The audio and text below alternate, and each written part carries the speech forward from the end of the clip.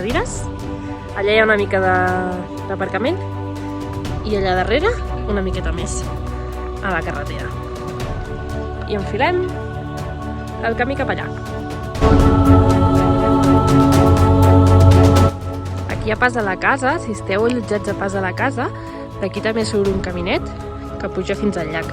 Fa una mica més de pujada, aquest és més planer.